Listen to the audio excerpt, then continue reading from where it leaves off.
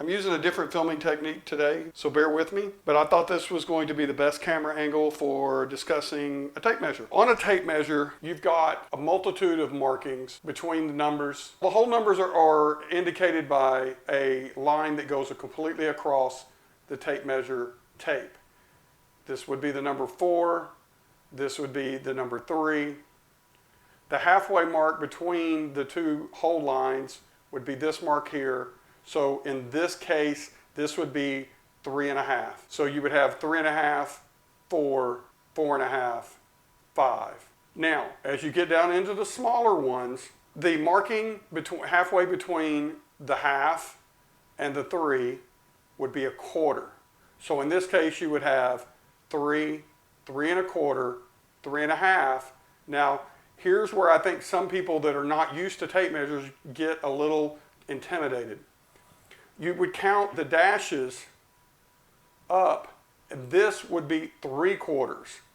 So when you're looking at a quarter or you're looking at a particular measurement, you would count the dashes in that measurement. Meaning, if we're counting quarters, this is 3, 1/4, 2/4, 3/4. Obviously, 4/4 would be another whole. So 2/4 would be a half. So you've got 3, 3.25, 3.5, 3 3/4, and then 4, a whole number. Then going further down, the halfway mark between the quarter and the whole number, half of 1/4, would be 1/8. So in this case, there's your 1/8.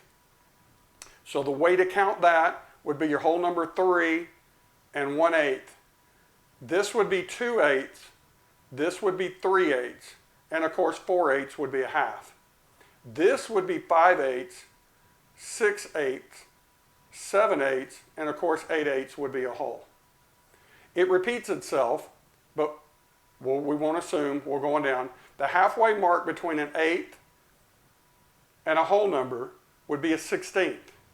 So this dash right here would be a 1/16. So you would have a 3, 1/16, 2/16, 3/16, 4/16, which is 1/4, 5/16, 6/16, 7/16, 8/16, which is a half, 9/16, 10/16, 11/16, 12/16, which is 3/4, 13/16, 14/16, 15/16, and again, 16/16 is a whole. Now, not all tape measures have a 32nd mark. You may end on a 16th mark. You may even end on an 8th mark, but for the most part, you're going to have a 16th mark. This tape measure happens to have a 32nd mark, so the same method applies here. Halfway between the 16 and the whole would be the 32nd. So you would have 1/32, 2/32, 3/32, 4/32, 5/32, and so forth, all the way through. That is how you would read the markings on a tape measure. If somebody told you it was 3 and 3/8, the first thing I would do is, there's my 1/4, there's my 1/8. So if it's 3/8, it's 3 and 1/8, 2/8, 3/8. There's my marking right there, 3 and 3/8. A couple other markings that I want to discuss on the tape measure are this red 16th here with this triangle arrow indicating here. What this is this is obviously the 16th inch mark, but it's to indicate where the studs are on a typical single family home wall. The studs inside the wall are typically 16 inches on center, meaning the center of the board. So if you drew a board here, a hypothetical board, the center of that board, that's not exactly center, I'm sorry, but the center of that board would be where the 16th mark. So your stud board in the wall, 16th would be the center of that. If you wanted to put a nail, obviously you would want to put it there in the center. So that's what this marking right here is. The next marking I wanted to point out was this black diamond right here. It's at 19.2 inches, and it is used to mark floor joists. So 19.2 inches on center on our hypothetical board here.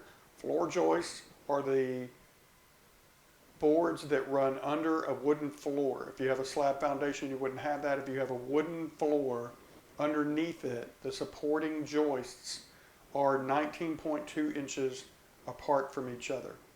Okay, so those are the markings on a typical tape measure. I hope they're no longer intimidating to you. Please watch this video over and over if you need to. If you've learned something, smash that like button so the algorithm will find me and others can learn as well. I appreciate you guys watching, and thank you.